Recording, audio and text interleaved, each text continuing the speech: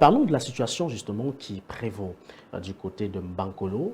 On parle de plusieurs ménages qui sont en deuil de ce côté suite à la forte pluie qui s'est abattue dans la ville de Yaoundé hier. Oui, le bilan officiel n'est pas encore connu parce qu'à l'heure où nous sommes en train de parler, les recherches se poursuivent pour essayer de trouver de potentielles victimes. Il s'est passé que hier soir aux environs de 19 heures, après la forte pluie qui a arrosé quasiment toute la capitale politique du Cameroun, il y a un endroit, en tout cas qui était présenté comme un réservoir d'eau, qui, en raison de cette forte pluie-là, a lâché.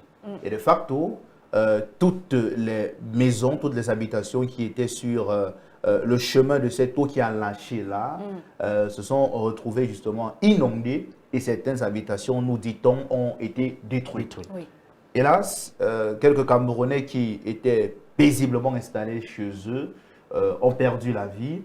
On parle de près de 10 personnes qui sont mortes, de plusieurs blessés. Mais jusqu'à présent, comme je l'ai indiqué au début, le bilan réel n'est pas encore connu par rapport à cette situation. En tout cas, à date, on parle de plus de 25 déjà. Oui, on aura certainement l'occasion avec les équipes d'Horizon 3 d'aller sur le terrain pour essayer de voir réellement ce qui s'est passé. Mais jusqu'à présent, ce sont les informations qui nous ont été rapportées par quelques personnes qui sont allées à cet endroit-là. Une forte pluie, d'ailleurs, dans plusieurs artères de la ville de Yaoundé, on voit encore des inondations qui découlent de la pluie d'hier parce qu'il a fortement plu à Yaoundé hier. Et hélas, voilà les premières conséquences de ces dégâts qui sont arrivés après la pluie d'hier. En tout cas, vous le disiez tout à l'heure et je vous repose la question, dans un pays comme le Cameroun, le pays de Paul Biya, est-ce qu'on devrait encore assister à ce genre de situation, Jordan? Je dirais non, de façon rapide comme ça. Maintenant, ça nous permet de nous questionner sur un certain nombre de points. D'abord, la responsabilité des autorités et ensuite la responsabilité de la population. Il y a à Yaoundé ce qu'on appelle le plan directeur d'urbanisme, qui est ce document qui établit de façon claire quels sont les types de constructions qui doivent être à tel ou tel endroit précis de la capitale. Ce document se trouve à la mairie de la ville, à l'hôtel de ville. Seulement, rares sont les personnes qui consultent ce document-là. Il s'agit de façon claire, dans un pays qui se veut sérieux et des personnes qui sont sérieuses dans ce pays, lorsque vous voulez construire, vous consultez ce plan et vous permet de savoir quel est le type de construction que vous devez mettre à tel ou tel endroit. Justement, sur le terrain que vous avez. Le problème, c'est que beaucoup de personnes ne connaissent même pas, un, que ce plan existe, deux, refusent de le consulter, et trois, il n'y a pas assez de communication de la part des autorités à ce niveau. Effectivement, d'où ma relance sur la responsabilité gouvernementale. Oui, donc au-delà de la responsabilité, c'est-à-dire commencer par parler de ce plan d'abord, qui est un document qui permet de voir dans quelle mesure construire dans tel ou tel endroit. Maintenant, la responsabilité des autorités intervient à un niveau crucial. Vous êtes les autorités. Votre rôle est d'encadrer et de permettre que les populations vivent en toute quiétude. Comment est-ce qu'il est possible que vous, avec les éléments que vous avez en termes d'information, permettiez, comment est-ce que ça se passe que vous permettez que des populations aillent construire dans des endroits qui sont connus de tout le monde comme étant à risque? Que faites-vous pour éviter que les Camerounaises ne construisent dans ces zones? Qu'avez-vous fait concrètement? On se pose la question. Maintenant, de l'autre côté, au niveau des populations, vous êtes consciente qu'un endroit est dangereux, à risque.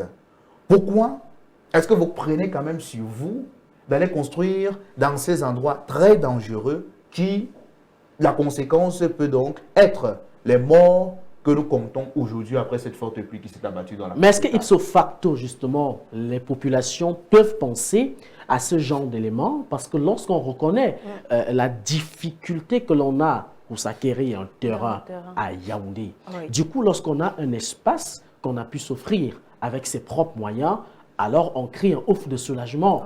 Peu importe certainement la zone, elle semble ne pas être à risque pour certains. Même si c'est une zone à risque, tout de suite on dit, bah, on essaye de voir ce que ça va donner. Est-ce qu'il ne revient pas justement à l'institution gouvernementale en charge de ces questions de sensibiliser les populations? On a déjà des canaux, les médias qui peuvent justement porter cette information de plus haut et de plus près. Est-ce que la lourdeur ou la responsabilité la plus importante ne revient pas au gouvernement. On a vu lors du SAGO, le Salon d'action gouvernementale, ces institutions ministérielles qui venaient justement faire des communications, qui venaient sensibiliser l'ensemble des populations. Est-ce que l'hôtel de ville également ne pouvait pas profiter, par exemple, de cette occasion-là pour communiquer sur un ensemble de choses? Ce que je dirais, et je reste campé sur cette position, mon cher Romaric, c'est que les responsabilités sont partagées. Vous avez parlé tout à l'heure du SAGO, le Salon de l'action gouvernementale, dont la thématique d'ailleurs de cette année tournait autour des infrastructures. La question, c'est combien de Camerounais y étaient, de façon sincère. Ils sont nombreux. Mais il y en a nombreux qui n'étaient pas aussi. Effectivement. Voilà. Juste pour dire, il y a des mécanismes mis sur pied par les autorités visant à informer la population.